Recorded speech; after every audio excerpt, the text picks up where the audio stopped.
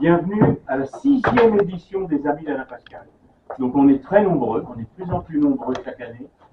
Je sais en plus déjà que vous avez acheté beaucoup de livres, donc je vous remercie beaucoup. C'est pour ça aussi que c'est organisé. Acheter un livre, c'est un acte militant. Et il faut qu'il y ait des éditeurs courageux pour que nos idées soient dans la société, pour essayer de gagner quelques âmes. Et on y arrive. Donc, en tout cas, même s'il n'y en a pas beaucoup, ce n'est pas une raison pour relancer. Cette année, j'ai une défection, mais il y a aussi des personnes qui ne sont pas dans la liste tout à fait officielle de l'affiche. Donc je vais commencer par eux. Et je me suis placé dans une vingtaine d'années, dans une hypothèse optimiste. Et on dira à ce moment-là, ah, tel et tel auteur, ils étaient aux Amis d'Alain Pascal. Oui, ils étaient aux Amis d'Alain Pascal. Si je réunis ces auteurs, c'est parce que j'apprécie énormément leur travail et que chacun, nous ne devons pas rester juste pour notre œuvre, nous devons aussi faire connaître les œuvres des autres, et ils ont du talent. Et on peut commettre des injustices, et j'en ai commis une. Donc je vais essayer de la réparer. Vous n'êtes pas sur la liste, M. Ivalski, Arnaud Ivalski. Il n'est pas sur la liste, mais vous êtes libre, donc vous êtes venu. Et entre-temps, j'avais commis une injustice. Vous avez écrit ce livre qui s'appelle La tête coupée, le secret du pouvoir, je crois, il y a une trentaine d'années, en 80, voilà, donc, et personne ne m'avait dit de le lire. Donc je ne l'avais pas lu. Voilà. Et si au fait je réunis tout le monde, c'est parce que justement, je dis, depuis je l'ai lu. Alors, il est épais, il faut prendre son temps, mais c'est un livre absolument remarquable. Donc, maintenant, je l'ai terminé, donc je conseille à tous les amis d'Alain Pascal de se pencher sur ce livre-là, les autres évidemment. Dans les personnes, par exemple, par là, il y a François-Xavier Consoli que j'aime bien. Moi, je vais parler de vous après, François-Xavier, mais par exemple, vous savez qu'un livre ne commence pas nécessairement par le début, donc il peut commencer à la page 370, par exemple, c'est-à-dire sur la Révolution. Et puis on peut comparer avec ce que j'ai été aussi, pardon de cacher pour ma parole, c'était la Révolution des Illuminés. Et je pense qu'avec les deux, vous aurez vraiment beaucoup de faits sur la Révolution qui ne sont pas du tout ceux qui sont dans les livres scolaires, évidemment. Autre auteur qui n'est pas sur la liste mais qui était déjà venu, c'est Pierre Joly. Alors, déjà, évidemment, nous sommes tous des croisés. Pierre Joly, lui, mène une croisade contre Vatican II. Donc c'est triste d'avoir mené une croisade contre un concile, mais c'est peut-être une démarche très importante. Dans les croisés, nous avons aussi Adrien Abosi, qui est là depuis le début, et qui lui mène une croisade cognitive. Bon, nous sommes malheureusement face à une éducation antinationale qui lave le cerveau des enfants, et il faut donc réapprendre aux enfants et aux adultes toutes les vérités historiques, parce que évidemment, voilà, quand ils connaîtront les vérités historiques, ils découvriront les vérités religieuses. Dans les auteurs ensuite qui étaient déjà là l'année dernière, donc François-Xavier Consoli, dont j'avais recommandé, je recommande toujours La République contre la France. C'est un titre qui touche évidemment aussi à l'histoire de la Révolution. François-Xavier, l'année dernière, j'avais terminé par vous, vous étiez un peu mon petit chouchou, si vous me pardonnez l'expression, mais à chaque rentrée scolaire, le prof, il a des nouveaux, donc il y a d'autres petits chouchous, mais je recommande toujours votre livre parce que c'est une ouverture sur les auteurs contre-révolutionnaires, et il faut que nous réécrivions, je vais essayer d'y participer, l'histoire de la contre-révolution, pour aussi l'amener à la connaissance de toutes les générations. Donc le livre de François-Xavier Consoli, La République contre la France, c'est aux éditions du Vergeo, comme un certain nombre d'autres livres. Et évidemment, justement, il n'a pas été édité là, mais ça a pas d'importance, le livre de Sylvain Durin, parce que je dis ça, parce que Sylvain Durin, non seulement est un anthropologue, et vous savez qu'il... Alors, je vais dire un mot quand même sur ce sujet, excusez-moi, mais je vous papier, vous oubliez. La République, pendant la Révolution, commet un premier génocide sur le peuple, hein, puisqu'il y a quand même 1 million de morts, on n'en parle jamais. Et la République vient d'inscrire dans la Constitution le droit bien le droit d'assassiner les enfants. Oui. Donc nous sommes là vraiment devant un dévoilement de l'imposture de cette République à représenter malheureusement la France. Et cette République, elle est anti-française. Maintenant, il n'y a pas d'autre mot. Et elle est génocidaire. Donc, j'en viens là parce que, si vous voulez, cette République, elle est tombée entre les mains de la franc-maçonnerie. Et la franc-maçonnerie, c'est la synagogue de Satan. Ce sont les francs-maçons qui ont imposé aux hommes politiques, ceux même qui étaient indécis, de voter pour qu'on puisse tuer les enfants et que ce soit inscrit dans la Constitution. Donc c'est vraiment invraisemblable, c'est un dévoilement en fait de toute cette œuvre satanique. Je signale donc à ce propos, avec mon ami Karl van der Hecken, nous avions fait pour 2017 des conférences sur la franc-maçonnerie, que vous trouverez aussi sur un petit opuscule qui est toujours là avant. C'est un véritable génocide, et nous avons ici donc Sylvain Durin, qui est à la fois un anthropologue et qui a écrit sur le sacrificiel. Nous sommes avec l'avortement dans une forme de sacrifice. Voilà, il y a eu celui du roi pendant la Révolution, et ça s'enchaîne, le peuple, et aujourd'hui ce sont les enfants. Donc je vous recommande La fin du sacré ou le retour du sacrifice humain de Sylvain Durin, qui est évidemment là également. Nous devons rétablir tous les faits historiques, et j'ai toujours le plaisir d'accueillir ici Jean-Noël Toubon, qui a la vérité sur les Cathares. Donc l'avantage des œuvres de Jean-Noël Toubon, c'est que ce n'est pas du roman, mais c'est quand même écrit sous une forme d'épopée, si l'on veut. Donc on a l'histoire des Cathares, on est avec les chevaliers, c'est visible par les jeunes générations.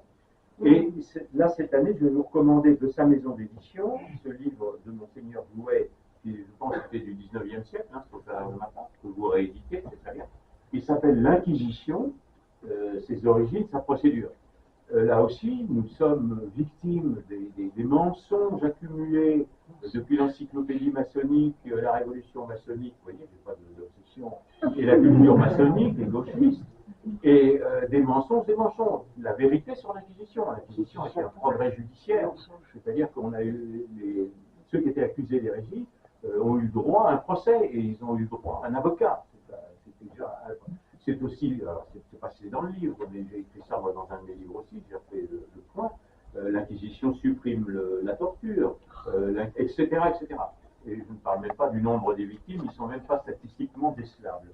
On tue aujourd'hui plus en un jour que l'Inquisition en 3 siècles. Voilà pour ces premiers auteurs. Alors cette année, je voulais surtout, donc Sylvain Durin, qui a écrit lui-même, mais qui est aussi le mérite d'être l'éditeur d'une maison d'édition qui s'appelle le Verbe Haut. Et cette année, je voulais donner la place à la littérature. C'est-à-dire, il y a les œuvres, il y a les thèses de tous ces écrits. J'ai oublié Pierre Hillard. Pierre Hillard, excusez-moi. En fait, j'ai oublié Pierre Hillard, évidemment, un des piliers de Sabine Pascal depuis le début, avant la littérature. Donc là, il y a une préface de Pierre dans un livre qui vient de sortir, c'est les Mémoires de Comte-Aubiron. Donc c'est toujours l'histoire. Alors Pierre, évidemment, mondialisme et sionisme, tous ces sujets qui sont vraiment accessibles dans tous les médias mainstream, on ne parle que de ça, n'est-ce pas? Et donc, bon, Pierre Hillard est un historien qui rétablit des faits. Donc c'est aussi très intéressant de pouvoir connaître les faits. Sur le mondialisme, évidemment, le grand spécialiste. Pardon, Pierre, j'en viens à la littérature. Donc je veux toujours aussi que vous savez, la littérature a souvent été très perverse, c'est-à-dire que les idées mauvaises sont souvent mises dans la tête du public par la littérature. Ça a été comme ça depuis les troubadours, ça a continué avec toutes les cabales littéraires.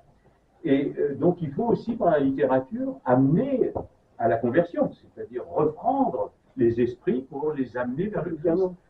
Et il devait y avoir 4 auteurs. Alors il y en a un qui n'a pas pu venir pour des raisons professionnelles, et assez jeune et encore des gens qui travaillent. C'est Jonathan Sturel, qui a écrit L'arrière-petit-fils, voilà le livre, on le verra, voilà, Il est évidemment tout excusé, il est parisien. Voilà, il y a une puissance du verbe, c'est un très beau livre. Alors, il y en a un qui n'est pas encore là, que vous ne connaissez pas, et qui va être édité par les éditions du Verbe Haut, qui s'appelle François Bourdil, qui est un agrégé de lettres, qui est à la retraite maintenant. Depuis 40 ans, on voit désespérément ses manuscrits aux marchands de papier qui ont pignon sur rue à Paris. Et il a trouvé un véritable éditeur. Alors, il y a un retard dans l'édition, donc il n'est pas là, il sera l'année prochaine. Et c'est un livre qui s'appelle L'Armoire. C'est un livre sur l'enfermement. Il est enfermé dans une armoire et il s'imagine à travers un certain nombre de personnages, débordant d'imagination. Et c'est aussi le parcours, évidemment, que nous avons tous vécu dans la dictature sanitaire. C'est un enfermement dans soi et une sortie de soi, c'est un parcours de conversion. Il y a un moment où l'armoire s'ouvre vers le haut.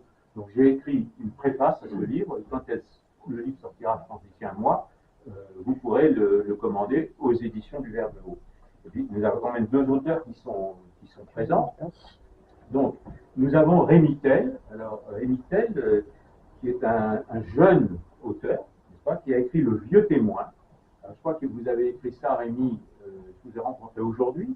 Et quand j'avais, par Sylvain Durin, lu votre livre, je me dis, je veux absolument que ce jeune homme vienne aux Amis d'Alain Pascal s'il est libre. C'est magnifiquement écrit, donc vous avez déjà la plume. C'est un livre qui est aussi en promesse, c'est-à-dire que j'attends de vous d'autres livres. Je sais que vous allez faire des thèses, vous allez faire d'autres livres, travailler, et nous vous lirons. Le Vieux Témoin, c'est un vieux monsieur, je crois que vous l'avez fait à 18 ans, c'est au frère de ma part, donc déjà c'est assez extraordinaire, qui regarde sa vie. Bon, alors j'aurais préféré qu'un vieux monsieur, il ait d'autres aventures que de faire le bilan, vous voyez ce que je veux dire, mais d'un autre côté, c'est magnifique. Donc continuez, c'est magnifique, Le Vieux Témoin par Rémy Tel. Et puis enfin, je voudrais là être très heureux, très dithyrambique sur Marc Obregon. Voilà. Marc Obregon, il va être modestement là derrière. Il avait écrit L'Orbe. L'Orbe, déjà, c'était un livre encore aussi sur la dictature sanitaire, l'enfermement. C'est aussi de la science-fiction. Il y avait le début d'une lutte entre l'humanité et la machine, savoir qui va gagner. Vous aussi, vous vous occupez de l'intelligence artificielle, cet immense problème, n'est-ce pas, cette dictature numérique qui se présente devant nous. Pour rejoindre aussi votre propos, puisque tout vient du nominalisme, c'est-à-dire de l'abstraction qui a pris la place du réalisme. Je reviens à la thèse sur le langage de M. Linsky. La mathématique, aujourd'hui, l'abstraction, nous sommes des numéros, donc nous allons être enfermés comme des numéros. Voilà. C'est un roman qui a ça pour thème en grande partie. Alors, ça, c'était L'Orbe. Ensuite, vous avez écrit un roman, Marc, qui s'appelle Mort au peuple. Alors ça, c'est extraordinaire. Quand j'ai lu ça, le premier m'avait déjà beaucoup plu, le deuxième, c'était inouï. Mort au peuple, en gros, c'est le mot d'ordre de nos dirigeants. Voilà, mort au peuple français, quoi. En gros, c'est ça. Nous sommes dirigés par des adeptes du diable, plus ou moins régulièrement initiés ou pas, mais ils obéissent au diable. Et là, vous sortez ce troisième livre qui s'appelle Omega Town. Alors, je vous avoue que je ne l'ai pas encore lu, mais je vais le dévorer ce week-end. Voilà, on va le prendre du début jusqu'à la fin. Marc Obregon, vous êtes un grand écrivain. Je ne peux pas vous dire autrement. C'est exceptionnellement écrit. Donc penchez-vous sur les œuvres de Marc Obregon parce que c'est absolument magnifique. Voilà. Et donc tous ces livres vont nous ramener à celui qui nous unit tous et que nous trouverons toujours à côté de nous et qui est le Christ. Donc, je terminerai de la même façon, nous combattons tous pour que la vérité triomphe. Donc, nous sommes des croisés. Je vous remercie et nous allons boire à l'amitié, évidemment, comme tous les ans.